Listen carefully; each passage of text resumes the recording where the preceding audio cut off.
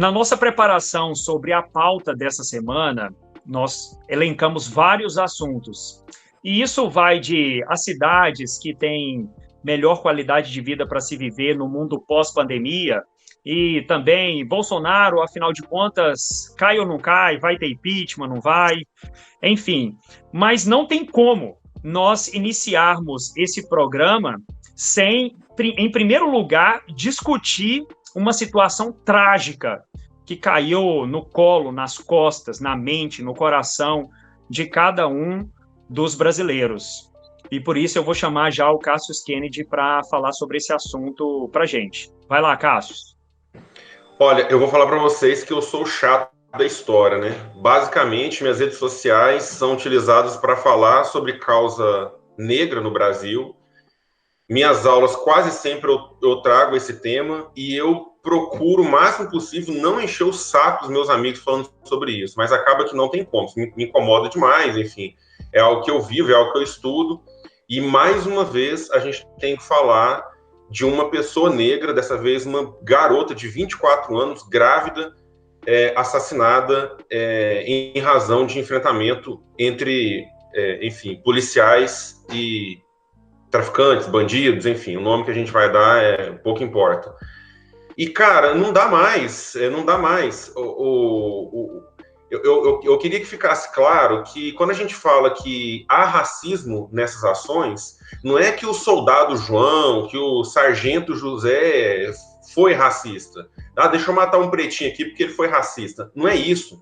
É muito mais complexo, né? A estrutura da polícia, como braço armado do Estado, é só uma parte do racismo que hoje a gente fala, né? Inclusive citando o professor Silva Almeida, de um racismo estrutural. Não é porque um fulano A ou fulano B agiu com racismo, é porque toda a máquina do Estado ignora as diferenças raciais que existem no Brasil.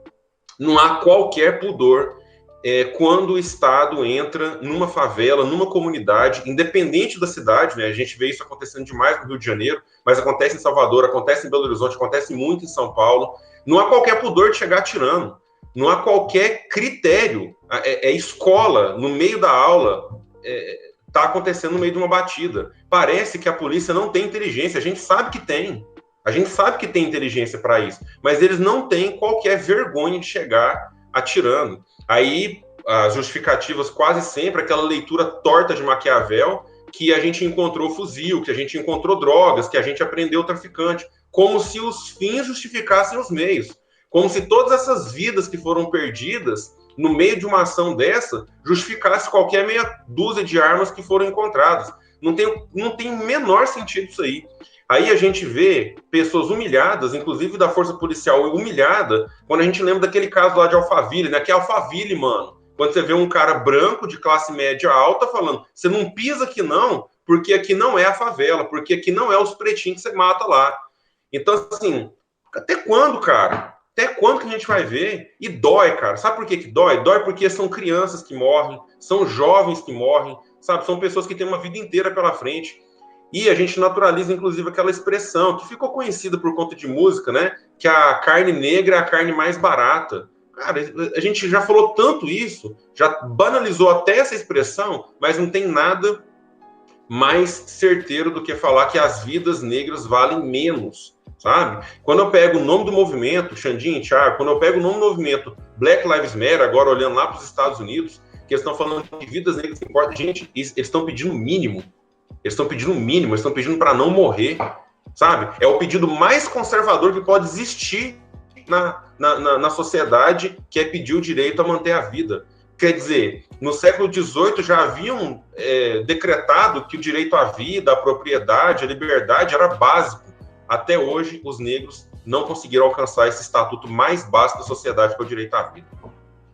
Eu me sinto envergonhado em estar num país em que isso foi naturalizado. E assim, ao mesmo tempo, eu não consigo conceber a dimensão do terror que as pessoas negras enfrentam no nosso país, vendo inclusive testemunhos como do Emicida, já falando que ensinou para os seus entes que, quando a polícia chegar, muito importante deixar as mãos à vista para não correr o risco de ser alvejado ou de sofrer alguma violência sem nenhum motivo. Então, viver com essa mentalidade do medo, porque nós naturalizamos isso, né? Quando brancos morrem, a comoção é diferente do que quando os negros são mortos diante de qualquer situação, não é só de uma batida policial na favela, não é só. Então existe uma diferença muito grande na forma com que nós tratamos essa realidade, né? No Brasil, se a gente analisa o número de mortos entre os jovens, nós vamos chegar aí a jovens negros sendo a maioria entre os jovens mortos no nosso país, predominantemente homens. Nesse caso da Kathleen, é uma garota, 24 anos, uma vida em construção, né? uma família em formação, mas uma família no nosso país que foi dilacerada. E muitas vezes a gente se preocupa em falar das atrocidades de uma guerra civil num país distante do nosso, e a gente não olha para a guerra que nós travamos diariamente dentro do nosso país e que os menos favorecidos não têm voz, muitas vozes são caladas, inclusive brutalmente, como a gente pode citar no caso da Marielle Franco, e daí a gente continua sustentando essa violência matadora contra os negros. A desigualdade, ela está naturalizada, Tiago. Por isso é que a gente não tem uma guerra civil nesse país. Mas a gente tinha tudo para ter uma guerra civil, e eu não estou dizendo que a gente deva ter essa guerra, mas que nós temos todas as condições para ela. O Kennedy citou a música cantada pela Elza Soares, né? A Carne, onde o refrão é repetido várias vezes, né? Que a carne mais barata do mercado é a carne negra. É isso, sim.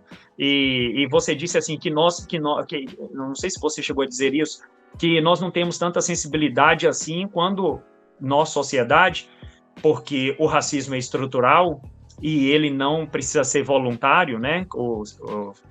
Mencionando aí o Silvio Almeida, a Djamila Ribeiro também, que estava lendo o livrinho dela essa semana, livrinho no sentido porque é pequeno mesmo, não no sentido de desvalorização do que ela escreveu, o pequeno manual antirracista, né? É um livro de bolso, praticamente. Então, veja, eu estava conversando com a minha esposa e falando justamente isso aí para ela. Você já percebeu que todas as vezes que uma família perde seus filhos, uma família de negros lá na favela perde os seus filhos, eles precisam dizer assim, ele era uma boa pessoa, ele era bom demais. Por que ela precisa sempre valorar o seu filho? Porque está naturalizado que o negro que a pessoa preta não presta, que a pessoa preta ela não tem o mesmo valor do branco. Então o que ela precisa fazer? Ela precisa justificar que aquela morte foi injusta, porque no entendimento naturalizado, matar pessoas pretas não tem tanto valor assim, mas aquele tem.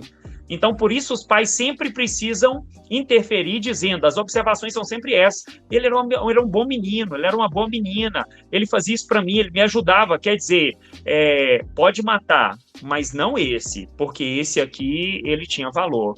E, Kennedy, eu não sei se você vai mencionar também a questão da capitalização da morte, do nível que nós chegamos na exploração deste caso por parte da empresa empregadora da Kathleen, que chegou a fazer campanha dizendo para que se as pessoas adquirissem produtos usando o código de vendedora dela, que a comissão que seria dada a ela seria direcionada para as famílias. Cara, assim, brother, eu não sei o que é desse capitalismo que a gente vive. É a mercantilização de tudo, Xandinho, é mercantilização de tudo.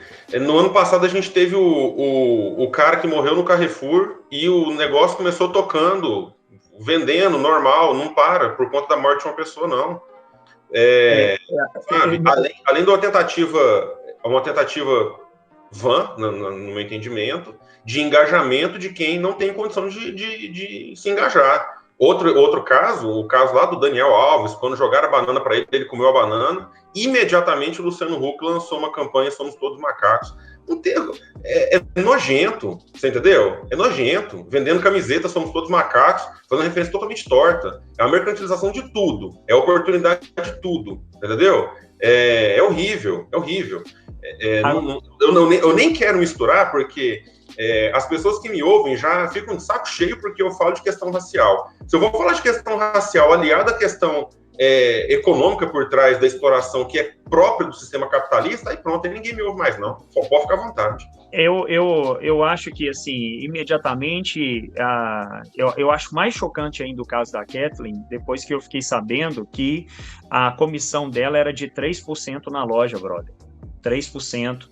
Então, essa empresa quis capitalizar a morte, o assassinato dessa garota em cima de 3%, cara. Quer dizer, 97% das vendas, 97%, que seja 10% a comissão dela, o que eu até, sei lá, duvido, mas que seja 10%, 90% das vendas que essa empresa lucrar capitalizando a morte dessa garota, vai ficar com a empresa, brother. Entende? Isso aí não é ação de marketing de ser humano, não, cara. Então assim, aí eu caso, por isso que me veio a música da Elza Soares, assim, gritou para mim, entendeu? A carne mais barata do mercado é a carne negra. É isso, cara, porque vale 3%, entende? O valor da carne negra no mercado é 3% da vida de um branco. Eu acho que essa empresa deu bem o tom da proporção de valor de uma carne preta para uma carne branca no mercado. E é isso mesmo, mas eu tenho um compromisso, né, de causa mesmo, de não terminar esse tópico dessa forma, sabe? Eu acho que se você conseguiu notar essa campanha vergonhosa que essa empresa começou, se o Thiago fica indignado de ver um Brasil que mata proporcionalmente os negros igual uma guerra na Síria e no Afeganistão, quer dizer que a resistência está acontecendo, sabe? Ninguém vai ficar calado, ninguém aceita. Imediatamente no lançamento da campanha dessa empresa aí, uma enxurrada de crítica choveu porque as pessoas estão começando a enxergar isso aí.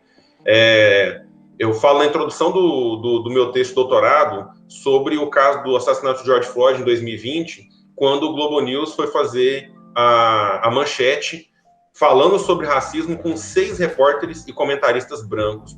Imediatamente a internet veio abaixo comentando essa, entre aspas, falha da emissora. No outro dia, estava tudo preto. Colocaram só repórteres negros lá. Não me interessa se a direção do programa, se são racistas ou não, se eles estavam fazendo por demanda ou não, mas foram lá e colocaram pessoas negras, porque nós não estamos deixando isso passar. Então, eu prefiro olhar para mais esse caso que choca como uma forma de resistência também. É mais uma que vai entrar e ela não vai virar uma estatística.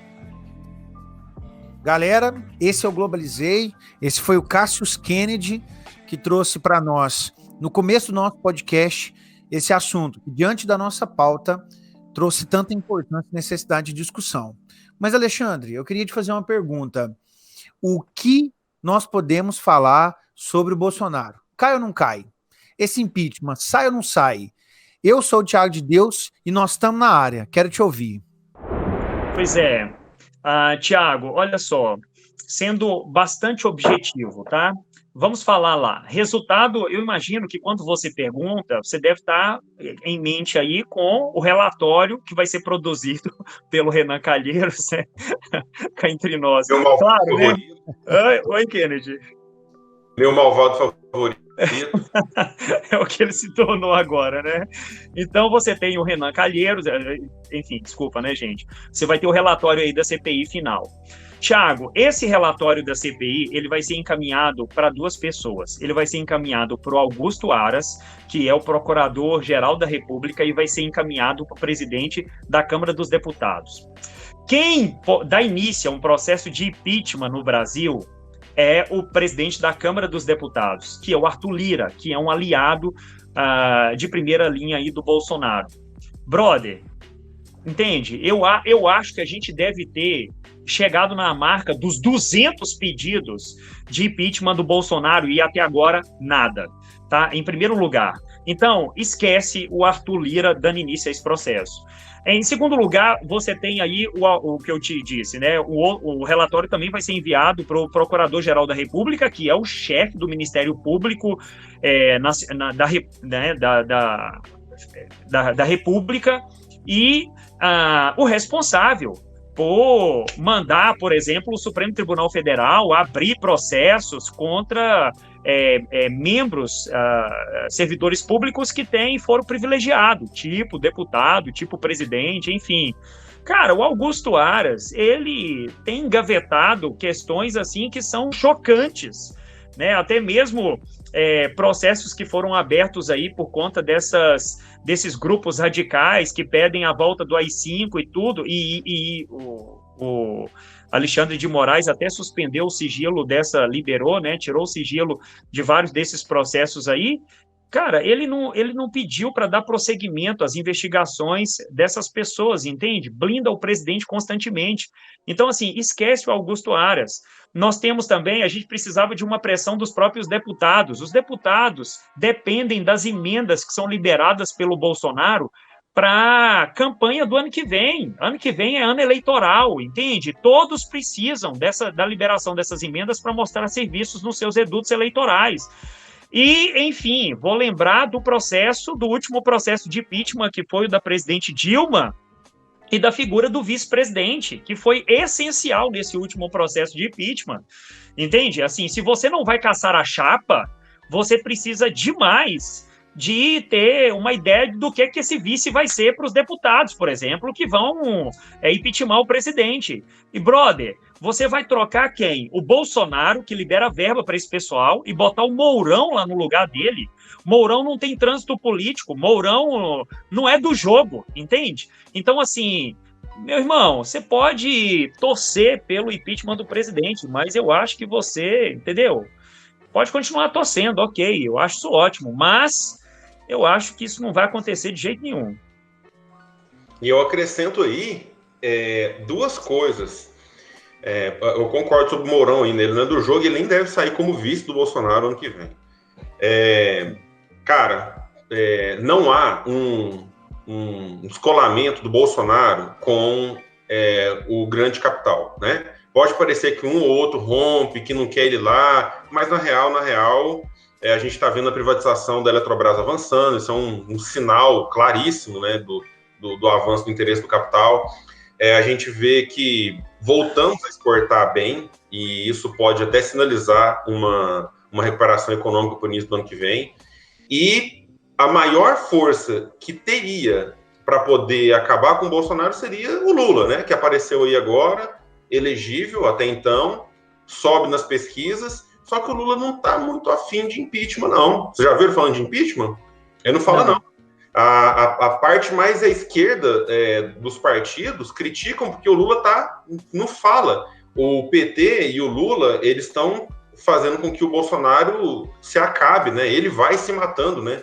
Ele vai perdendo popularidade com esse tanto de engano que ele faz, principalmente no trato com a pandemia. Então, teve as manifestações do dia 29 de maio, Lula não falou nada a respeito, pedindo o povo ir para a rua, e agora ele não fala sobre impeachment, ele não pede o impeachment do Bolsonaro. Ele quer enfrentar o Bolsonaro enfraquecido ano que vem, ao que tudo indica. Então, vamos lembrar que não é só a fala do Lula. O Lula representa uma parcela importante dentro do Congresso que vai com ele, né? Então, ele representa uma boa parcela de votos que seriam para aprovar um eventual impeachment, se fosse aceito pelo Arthur Lira. Então, eu vejo chances remotas de impeachment, a não ser que as ruas sejam invadidas por protestos, que aí poderia mudar os ânimos, muda o Congresso, muda o PT, muda todo mundo. Só as ruas. E sem vacina, eu não vejo a esquerda ganhando muita força, não. Sendo muito, muito prático, eu não vejo um impeachment acontecendo também de maneira alguma. Ô, Thiago, e aí agora colocar você aí um assunto seu na roda. Diz pra gente aí, solta alguma coisa aí da atualidade pra gente aí, bota na discussão. É o seguinte, cara, o mundo diante da pandemia tem mudado radicalmente, né? E a revista The Economist, ela propõe sempre uma análise da qualidade de vida nas cidades ao longo do planeta Terra, considerando todos os continentes. E agora essa lista foi atualizada e nós temos cidades da Austrália e do Japão sendo consideradas as cidades com a melhor condição de vida. E é interessante que, pela primeira vez nesses últimos anos todos, o critério infraestrutura não é o principal. A condição de educação, de saúde, de acesso a um transporte organizado, uma mobilidade urbana organizada, não é a principal condição levada para analisar a qualidade de vida nessas cidades. A forma de enfrentamento da pandemia nesses últimos meses, né, desde fevereiro, principalmente do ano passado para cá, então nós temos aí praticamente 18 meses já, né, diante dessa realidade, fez com que a lista fosse renovada. E é interessante destacar que cidades europeias que normalmente estiveram no topo do ranking perderam posições na França, na Alemanha, diante do cenário de demora de tomadas de ações sobre a pandemia do coronavírus. E é interessante que, diante de toda essa nova avaliação, a cidade de Damasco, na Síria, continua sendo a pior cidade para se viver no planeta Terra, conjugando dois elementos. Importante destacar, uma guerra civil que se arrasta há 10 anos, na disputa pela condição política, né, na derrubada do Bashar al-Assad, mas, ao mesmo tempo, no processo de destruição da infraestrutura que limita, lembrando que a pandemia é um fator de análise em todos os casos, que limita ali, né, o acesso da população a hospitais, a centros de cuidados, né, em relação à pandemia do coronavírus.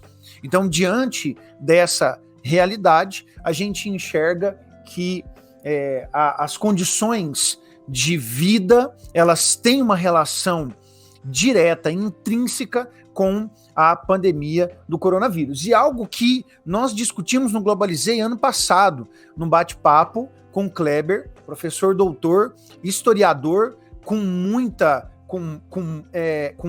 propriedade no assunto relacionado a pandemias, que cidades que encararam a pandemia inicialmente com muito vigor, colocando restrições de movimentação, são cidades que saíram da realidade de um lockdown muito mais rápido, não tiveram danos econômicos catastróficos e hoje já sentem um refrigério econômico e de liberdade muito maior, né? Osaka, no Japão, vai ser uma dessas cidades que, em um primeiro momento, tem algumas restrições mais severas, logo depois há uma conscientização muito grande e, a partir de então, isso vai sendo cada vez mais liberado e se torna aí uma das cidades que ganha um destaque diante dessa nova classificação.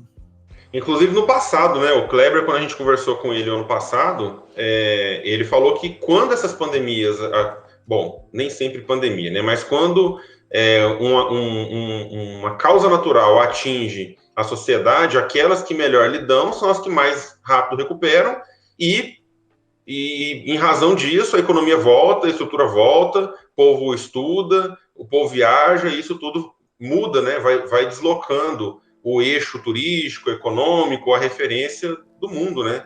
Isso aconteceu, inclusive, depois de guerras, né? Quando acontece guerras também, essas cidades e países que se adaptam melhor tendem a recuperar melhor também. Muito bom. E assim, pois não, Xandinho? Não, pode falar. Nessa realidade, né, que o Cássio destaca, isso é muito visível dentro do cenário pós-gripe espanhola, ali no início do século XX, né, logo depois da Primeira Guerra Mundial, que cidades dos Estados Unidos que impuseram restrições mais severas inicialmente, são as cidades que melhor se recuperam. E é interessante falar, né, porque se elas se recuperam mais rápida, mais rapidamente, elas acabam atraindo, logicamente, investimentos, elas acabam dinamizando a sua economia por serem cidades que responderam com maior velocidade às catástrofes naturais, como epidemias e pandemias. Brother, eu fico pensando em que colocação que a gente vai estar nessa daí, porque o negacionismo não para, não cessa, é constante, enfim. A gente só não tem negacionismo para a gente aceitar eventos futebolísticos aqui no país, né? Eu acho que para isso aí nós somos velozes, nós somos o país do futebol, blá, blá, blá, blá, blá, blá. Brother, eu nem vou te perguntar assim, olha, eu nem vou reviver aquele período assim, vai ter Copa, não vai ter Copa. Ô Kennedy, vai ter Copa, Vai ter Copa. O Supremo Tribunal Federal diz que vai. Claro, né? Já bateu o martelo. A gente pode falar que é óbvio, né, que o Supremo vai falar isso aí. Claro. não ia nunca entrar numa briga dessa com o presidente, essa briga não... 48 horas pro primeiro jogo. Não, essa daí, nem o Alexandre de Moraes ia comprar, cá entre nós, né? Nem Alexandre de Moraes. Mas diz aqui para mim, Kennedy, vai lá, fala pra gente aqui um pouco sobre a Copa América. Na semana passada, como você vê isso?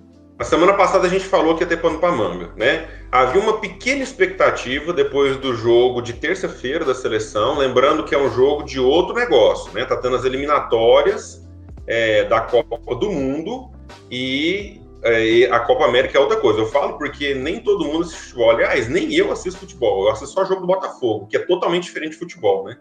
Então, tá tendo jogos, né, de um campeonato e outro campeonato vai começar esse final de semana. Pois bem, havia uma expectativa de que a seleção se posicionasse contra a realização da Copa América no Brasil. Cara, aí as redes sociais inflamaram, foram chamar o Tite, que é o técnico da seleção, de petista, de comunista, que não honra amigo do Lula. Petite, né? Então saiu isso aí tudo. Gente, acho que até a gente comentou isso na semana passada. Eles não iam deixar de jogar. Seria um ineditismo, assim... Não ineditismo porque já aconteceu, mas muito fora da curva. E outra, quais são as pessoas da seleção brasileira? Uns 4 ou 5 da seleção já foi pego embalado pela polícia em festa clandestina. Imagina um cara falando que não vai jogar a Copa América, tendo aparecido com a cara enorme no Fantástico, numa festa escondida embaixo de uma mesa de não sei o que lá, igual foi o jogador lá, o atacante do Flamengo e tal. Então, assim, existe a questão moral também. Os jogadores não, infelizmente, a maioria, não teriam moral para sustentar isso, né? Fora as outras contradições todas que a gente sabe. Enfim, não criei expectativa de nada disso. Só que só o fato deles provocarem isso já virou uma balbúrdia total, né? Os defensores da CBF, da corrupta CBF e do governo, achando que a seleção estava vestindo vermelho já, né? Tava com a própria camisa da União Soviética ali embaixo do manto canarinho. E do outro lado, a galera pensando que já ia surgir um novo Ney Marques, né? Fizeram uma caricatura de Neymar com a barbinha do Marques. Gente, nossa! O meme do Brasil é um espetáculo. Não, Brasil em produção de meme, nota 10.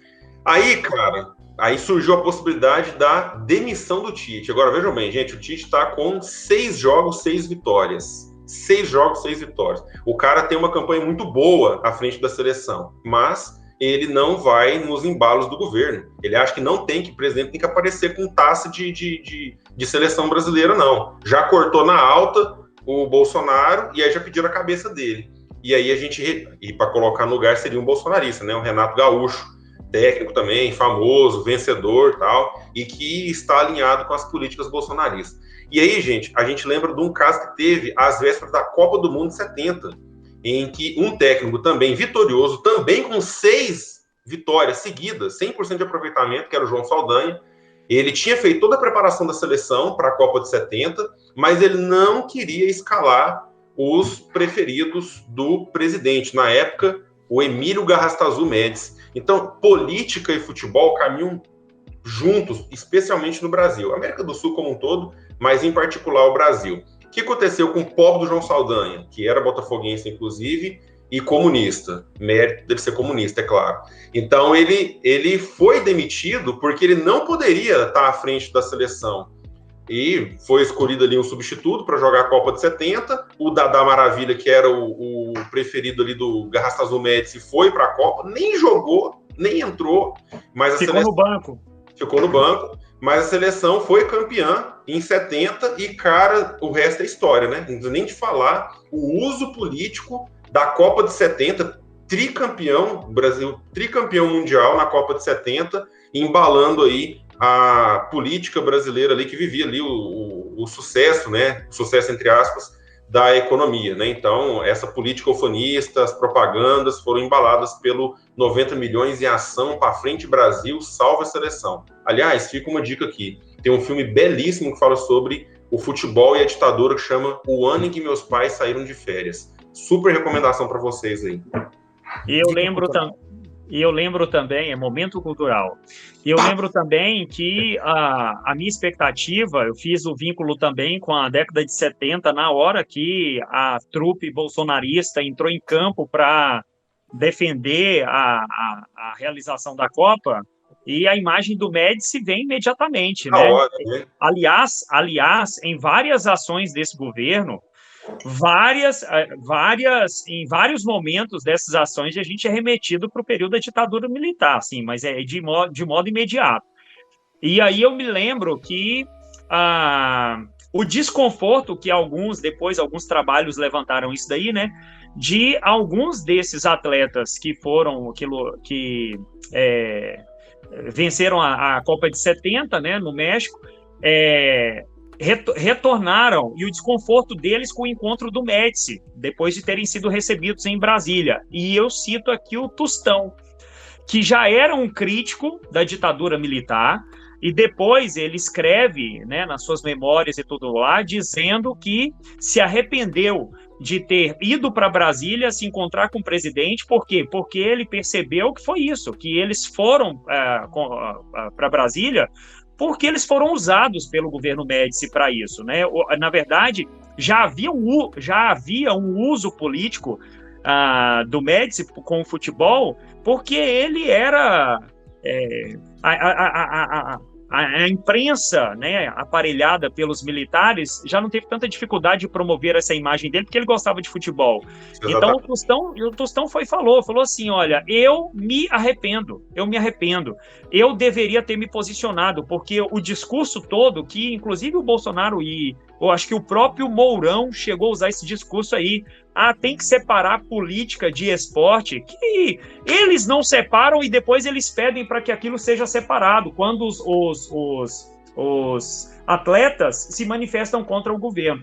Então o Tostão chega a se arrepender de ter ido para Brasília para posar lá enquanto o Médici segurava a taça. E é isso, o Bolsonaro vai fazer a mesma coisa? Vai chamar a galera para ir para Brasília para segurar a taça no final dessa Copa América? Pode fazer uma aposta aqui agora, casadinho, com certeza. O Bolsonaro usa uma camiseta de cada time toda semana. Ele é brega, camisa pirata, sabe? Ok, agora a questão agora vamos lá, vamos dobrar a aposta agora.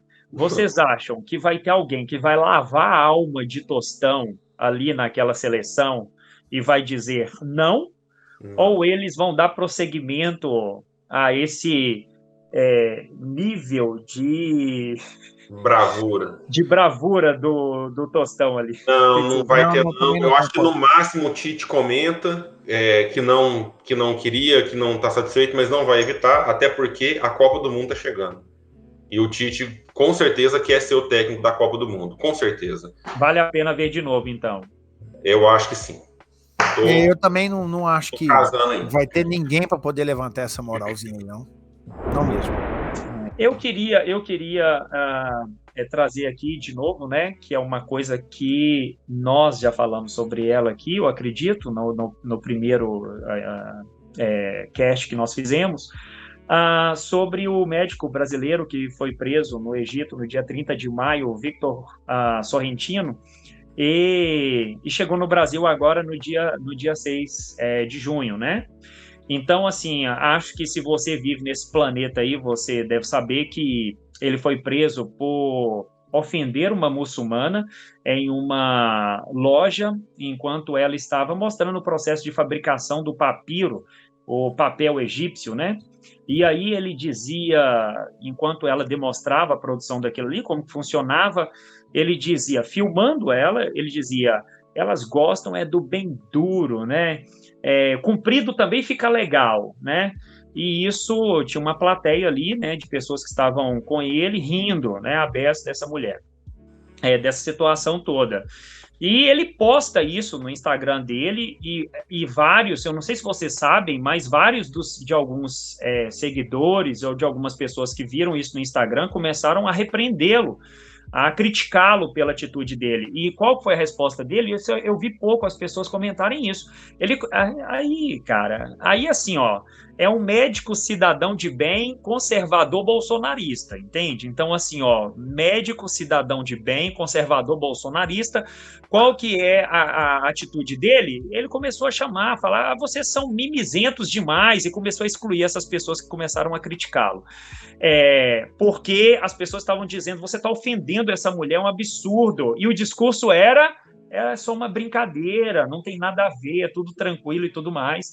A situação, digamos assim, sai do controle dele, né? E aí movimentos começam a reverberar ainda mais a situação, e isso vai chegar nas autoridades egípcias. Aí, como ele percebe que saiu do controle, ele chegou aí na loja de novo para pedir perdão para a mulher, né, muçulmana, grava lá e tal, pega na mão daquela mulher, brother. Nojento. Ai, cara, assim, eu não sei se é porque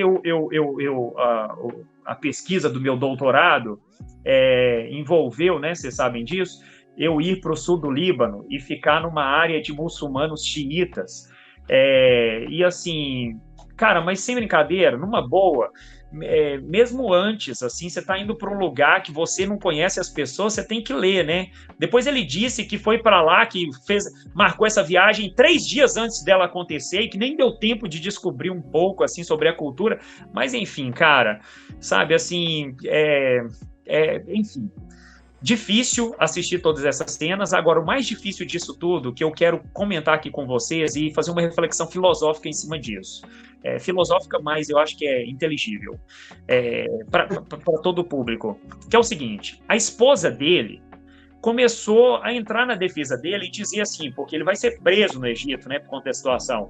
A esposa dele entrou na defesa e falou assim, as pessoas já levam tudo para o duplo sentido e ficam vendo coisas onde não existe nada, ele é essa pessoa brincalhona e tudo mais. E aí depois a mãe dele pedindo oração, brother, pedindo oração. Olha para mim, cara, um pastor tendo que ouvir uma coisa dessa. A irmã lá da igreja lá pedindo oração pelo filho dela que foi preso porque ele ofendeu uma muçulmana e publicizou essa ofensa toda ali, e a mulher tá me pedindo para orar pelo menino dela, cara. Aí, moço, quando eu vi a situação dessas mulheres agindo dessa forma para acobertar, para fazer com que o filhinho saísse de vítima nessa história toda, meu irmão, imediatamente, sabe o que me veio à cabeça? Me veio à cabeça o Kant e aquilo que ele chama de imperativo categórico. Então veja bem o que eu quero dizer com isso. Momento cultural. Momento cultural, mas não vai ser difícil. Se você é um bolsonarista, conservador, cidadão de bem, e está assistindo essa live aqui, esse chat, esse cast aqui, eu vou traduzir para você. Você vai fazer o seguinte, uma dica para você. Faça assim, ó. Pega o que você vai fazer com as pessoas, entendeu? Com as mulheres, se você é homem, se você vai fazer com as mulheres. E se você é mulher e algum homem fez alguma coisa com a mulher, assim, ó, e você acha que tá tudo certo, aplica isso no universo da sua família, certo? Então, por exemplo, eu vou chegar até essa esposa do Vitor Sorrentino, vou encontrar com ela no meio da rua e vou dizer para ela assim, você gosta do duro, né, do bem duro, assim, olha, você gosta da coisa comprida, né, vou chegar para a mãe dele, essa que pediu para que a gente pudesse orar, né, por ele, e vou falar a mesma coisa, você gosta do duro, né, daquele que é bem comprido. Veja, se você for aplicar isso daí na sua família e você se sentir desconfortável, brother, né, queridos, eu vou dizer para você assim, não use com as outras pessoas, entende? Então, o Kant, ele dizia isso, se a sua ação ela pode ser replicada universalmente, e aí ela vai ser aceita e não vai agredir o próximo, então pronto, ela se tornou aquilo que o Kant chama de imperativo categórico. Parte para o abraço, continue fazendo, é isso mesmo. Agora, se você não consegue replicar essa ação sua para o universo, e eu vou limitar, vou te ajudar, limite isso ao universo da sua família. Se eu não posso chegar para sua esposa, Vitor Sorrentino, e dizer que ela gosta do bem duro e tudo, e você se sentir desconfortável, então é sinal de que eu não posso fazer isso com ela, e é sinal de que o que você fez foi ridículo, foi de uma agressão absurda, foi violento, foi baixo, foi vil, foi nojento o que você fez com aquela muçulmana. Então, você mereceu ficar preso, você não merecia oração nenhuma, e é isso. E para com esse negócio de ficar chorando. Você está me lembrando do Daniel Silveira, isso daí também, você vê, eu já não estou falando com vocês mais, eu estou mandando um recado para o Vitor Sorrentino. Para ele. E para a esposa dele.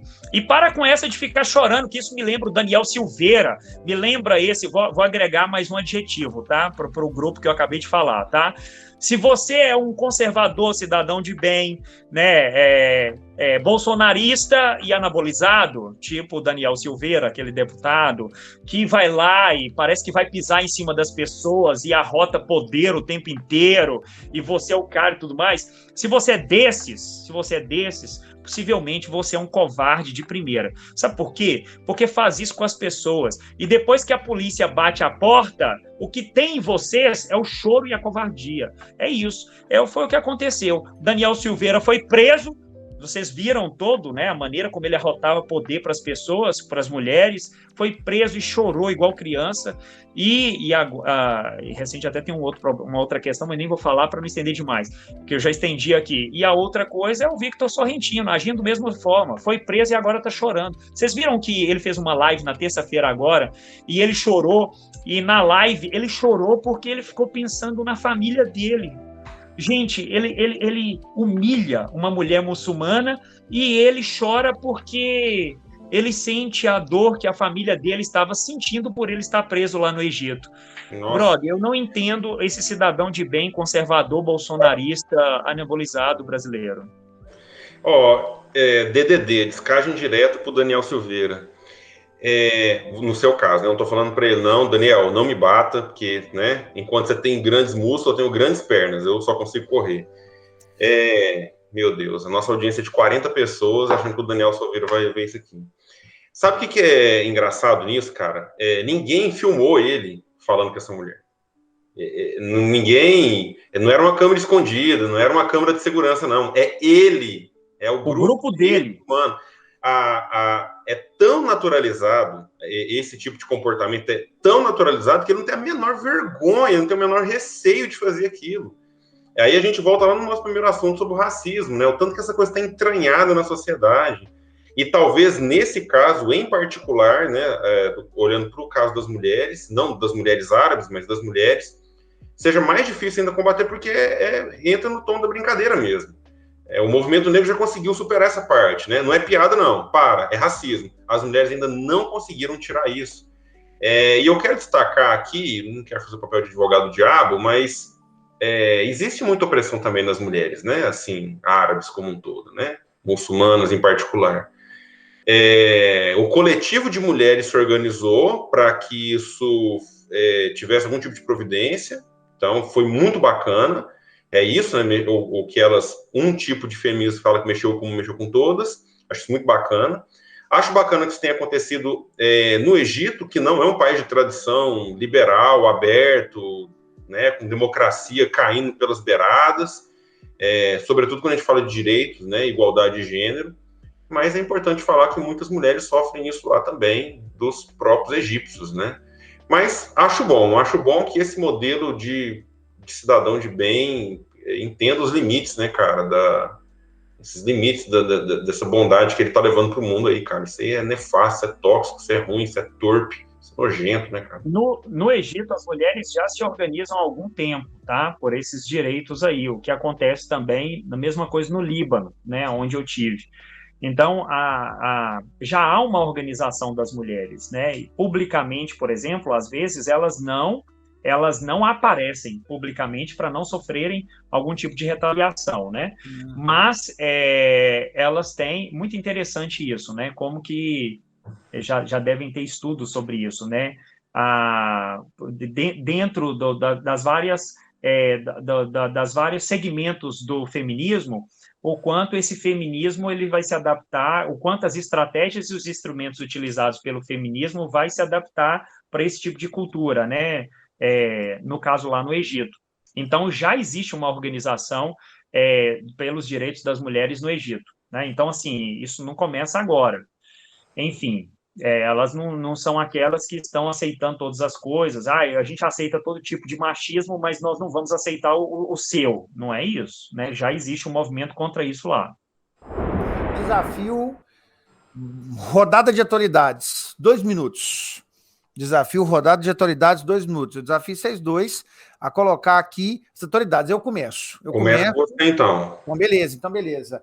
Nós estamos diante de uma das piores secas do último século, considerando aí, né, uma deficiência hídrica. Nós temos um problema que vai além, né, da questão de acesso à água nas cidades, lembrando que o consumo humano é o menor de todos. A indústria e a agricultura consomem muito mais água do que os humanos, e aí muitas vezes o racionamento atinge primeiro a população, né, que no dia a dia vai usar água para beber, tomar banho, lavar roupa, fazer comida, que é infinitamente menor a quantidade de água que a gente gasta para esses usos. Mas também, no nosso país, para produzir energia elétrica, entendendo que a nossa base de produção de energia elétrica está, na sua maior parte, atrelada a hidrelétricas. Queridos, a condição de seca trará para nós, no mínimo, um aumento de conta de energia, além disso afetar toda uma escala produtiva. Então, fica ligado, porque essa condição já está em andamento. Nós já estamos vivendo uma queda do volume dos reservatórios. Isso vai afetar diretamente a produção de energia no nosso país. Eu falei que ia ser rápido, rodada de 2 minutos. Vamos lá, é o desafio. Então, beleza. Aqui, ó. O presidente da Argentina, Alberto Fernandes, fez um comentário para lá de infeliz e racista, tentando citar um autor mexicano, o Otávio Paz. Inclusive, Xandinho, eu comentei sobre o Otávio Paz quando a gente estava falando sobre a live dos indígenas, e o Alberto Fernandes nos presenteou com essa pérola racista, dizendo que os brasileiros saem da selva, os mexicanos dos índios e os argentinos dos barcos, querendo dizer que há uma selvageria por parte dos mexicanos e dos brasileiros, e que os argentinos, por sua vez, têm uma descendência europeia. Enfim, ele citou errado, Otávio Paz não escreveu isso, né? A fala do Otávio Paz, pelo contrário, é elogiando as populações originárias, né? Fala que os mexicanos descendem dos astecas, os peruanos dos incas e os argentinos dos barcos. Ele faz ao oposto, né? Ele valoriza a cultura tradicional, os indígenas originários, e critica aqueles que não têm identidade. Agora, ele tentou citar um e acertou outro. Na verdade, ele citou o trecho de uma música chamada Llegamos de los Barcos, de Lito Nebbia, em que ele fala, é uma música que, inclusive, fala não colaborando com a visão de Alberto Fernandes, mas fazendo uma reflexão sobre os próprios argentinos, né? Nós viemos de onde? Em qual parte da Europa? Nós somos brancos de quê? E aí, na música, ele fala mais ou menos isso, né? Que os brasileiros não é da selva, mas ele fala também dos mexicanos brasileiros, e questionando a sua própria imagem. Porque se eu sou descendente de europeu, mas não sou visto como europeu na Europa, e aqui na Argentina eu sou argentino, mas eu sou descendente de europeu, quem eu sou? Então a música questiona isso. Mas o Alberto Fernandes, ele faz uma brilhante confusão, que ele pega o pior de tudo, tentando fazer um elogio aos europeus, tentando colocar ali como espanhol, né, que eu estava num evento oficial. Ele acaba fazendo essa conotação muito racista e pegou muito mal entre os mexicanos e entre os brasileiros. Vai pagar uma prenda no próximo podcast, hein? Passou dos 2 minutos. Não, passou só porque eu fiz a introdução lá para mostrar para vocês. Tá? Não, de boa, não, sai fora. Vai pagar comentar o que ele fala, não posso gastar o que eu... Não, o Thiago colocou uma ditadura aí que você não pode comentar. Exatamente. Isso aqui tá parecendo a Venezuela já, para com isso. Ou o Brasil. Tá parecendo o Brasil. Tá parecendo quase até o Bolsonaro. Seus dois minutos. Tá, beleza. Olha, a organização internacional Human Rights Watch, junto com Todos pela Educação, fez uma recomendação essa semana para o Brasil, para que pudesse fazer intervenções, digamos assim, mais ágeis, mais eficientes, para tentar reverter os danos que a pandemia causou na educação brasileira. E, brother, é o de sempre, sabe? Assim, nós não tínhamos um plano de vacinação até o Supremo Tribunal Federal pedir, né, dar 3 dias, 5 dias, para que o Bolsonaro entregasse, para que o governo entregasse isso lá no Supremo Tribunal Federal, e aí compilaram lá algo que já estava sendo feito por uma equipe de médicos, de especialistas, e entregaram isso daí, sem inclusive esses autores virem o resultado do trabalho, ou como isso foi feito. É o que acontece nesse país, né? Nós não temos um plano nacional de educação, isso é obrigação do próprio Ministério da Educação, né, fazer a coordenação da educação. O planejamento deve ser feito por eles, mas isso não foi feito, entende? Não foi feito, e o que eles pedem é que isso seja feito, que seja estabelecido investimentos. Quanto tempo eu tenho aí? Já estourou. Já acabou. Aqui estourei, para, tem uns 30 segundos. Eu não sou a favor disso, não. Você perguntou, eu respondi. Dos 2 minutos você perdeu. Investimento. O plano tem que ter os investimentos, tem que abarcar os grupos que estão nos grupos de risco, tem que tentar reverter a questão da evasão escolar, que aumentou com a pandemia, garantir instrumentos para as crianças que não têm recursos, e também estabelecer protocolos muito claros, tanto do momento em que você vai abrir as escolas novamente, ou que você necessitará fechá-las por conta de expansão, de contaminação de Covid, enfim, e de reabertura dessa escola depois. Brother, é fazer um planejamento, entende? Resumindo, é isso que foi pedido por Todos pela Educação e o Human Rights Watch. Vocês dois estão falando de ditadura aí, tipo assim, reclamando aí, né, do desafio, um desafio só porque vocês dois vão pagar a prenda semana que vem, mas falou de ditadura e falou de educação, a gente tem que lembrar um ministro que queria olhar, vigiar questões do Enem, da prova. Cara, assim, ó, eu não sei se eu falo com um tom cômico ou com pesar desse assunto. E aí, a minha proposta é que a gente coloque um ponto nisso aqui, nessa discussão. Cara, como assim um cara quer ter acesso a todas as questões da prova? É lógico que agora ele retrocedeu, né, num comentário aí essa semana, que não vai assistir essa prova antes dela acontecer por conta de uma questão, lógico, né, não quer parecer censura. Já está sendo já, meu querido. Se você não quer que pareça, então você precisa rever toda a relação aí, né, do nosso Brasil com a nossa educação, com toda a condição social. Já é uma censura. Acho que eu trouxe um tom de melancolia mesmo, não foi um tom cômico, não. Provocação. O Milton, ele não é o primeiro, ele está seguindo o líder dele, ele está seguindo o Bolsonaro, que desde 2018 falou isso abertamente. É aparelhar a educação, sim, é aparelhar a educação. Eles estão dizendo que estão combatendo, o que eles querem, na verdade, é combater a influência ideológica da esquerda. né, daquilo que as pessoas dizem das pautas mais progressistas, né, alguns não são progressistas, por exemplo, a questão de gênero, né, de estabelecer aí os direitos iguais para homens e mulheres. Cara, isso é uma questão, uma pauta, eles acusam isso de uma pauta ideológica, brother, homem e mulher, entende? O Bolsonaro ficou revoltado, não sei se vocês se lembram disso, naquela prova do Enem, que comprava, falava a diferença salarial para o Neymar, cara. Vocês lembram disso? Isso, é uma questão dessa do Enem. E aí, o Bolsonaro revoltado com aquilo, uma questão ideológica e tudo mais. Cara, de novo, é um daquilo que eu já falei aqui, um dos momentos em que eu sou remetido para a época da ditadura militar. Né? E aí, em que aspecto agora? No aspecto de que os problemas sociais, se eles são negados, eles não existem. Beleza? Então, eu não preciso enfrentar isso daí. Então, olha o que saiu da boca do Mourão quando começaram algumas manifestações contra o racismo, vidas negras importam, lembra? Na esteira lá do Black Lives Matter, lembram disso?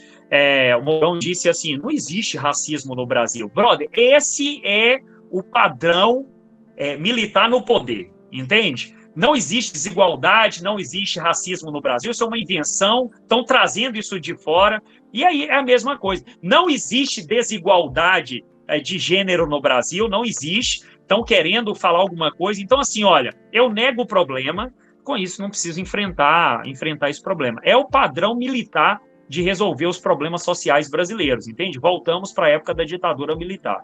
Eu tento não fazer esse tipo de comparação, mas esse pessoal o tempo inteiro fica me obrigando a fazer isso, entende? Ação, vai fazer algum comentário? Se não... É bem breve, na verdade, porque veja a importância de um país em que tem o Enem, que é o segundo maior vestibular do mundo. Quando essas questões aparecem na prova, nós somos obrigados a ensinar em sala de aula. A gente passou em muitos debates desde que o Enem foi criado, porque essas questões vêm. Eu não estou falando questões, pautas exatamente de gênero, raça, sexualidade, mas tudo, né? Se a gente falasse que caísse só questão de tema de esquerda aí, a gente estaria errando feio, né? Cai autor de tudo quanto é natureza aí. Agora, algumas questões são mais urgentes do que outras. Por exemplo, trabalhar a questão de gênero, eu acho que é importante, né? Trabalhar a questão racial é importante, trabalhar a questão indígena é importante. Então, cara, quando você tenta tirar isso daí, nossa, cara, é uma perda enorme que a gente tem para a educação, sabe? Quanto menos cai, menos a gente trabalha, menos a gente é obrigado a trabalhar essas questões. Então, só coisa ruim. Maravilha. Galera, esse nosso bate-papo, ele dá sequência toda semana. Você não pode esquecer disso. Acompanhar, ativar o seu sininho, curtir, compartilhar esse conteúdo insistentemente, porque é interessante que seus pares e aqueles que não são também tenham acesso, cheguem a essa ideia. Queria saber se meus colegas ainda trazem aqui alguma reflexão, algum comentário para esse nosso finalzinho de podcast. Pode botar a cereja do bolo aí no papo da educação, então? Pode, coloca. Maria Eduarda Manso foi indicada de 27 anos, graduada, formada em Direito, para coordenação geral de formação de professores. Detalhe, ela não tem nenhuma experiência na área educacional, tá? Ela foi indicada para coordenadora geral de formação de professores da recém-criada Secretaria de Alfabetização do Ministério da Educação. É mole? Secretaria de Alfabetização do Ministério da Educação. E aí, você tem que me perguntar, assim, na verdade, né, qual o motivo, Alexandre, quem dela é ter essa? sido indicada, Qual né? é a produção que ela tem, que colabora? Secretaria de Formação. Vocês precisam me perguntar isso, gente, não me deixa no vácuo. Quem é né? essa? Ela, Thiago. Qual que é o livro dela? Foi indicada. Oi, Kennedy. Qual que é o livro dela? O que ela tem escrito a respeito? Qual é a especialização dela? O doutorado, o mestrado, o pós-doc dela? O trabalho de conclusão do curso dela... Peraí, Alexandre, eu acho que você errou aí. Você falou trabalho de conclusão de curso, você quis dizer mestrado, doutorado, pós-doc dela? Não, eu disse o TCC dela teve como título Homeschooling, né, a educação lá de casa, do lar, uma possibilidade constitucional face ao declínio da educação escolar no Brasil.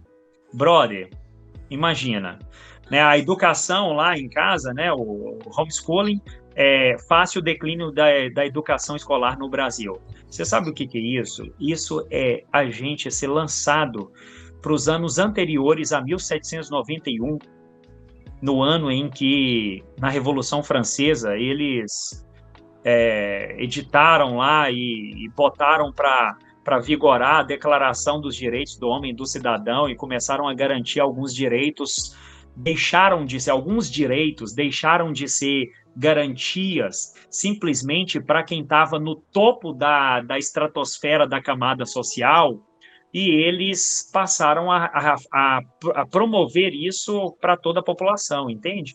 Então, assim, olha, meu irmão, é o regresso da civilização.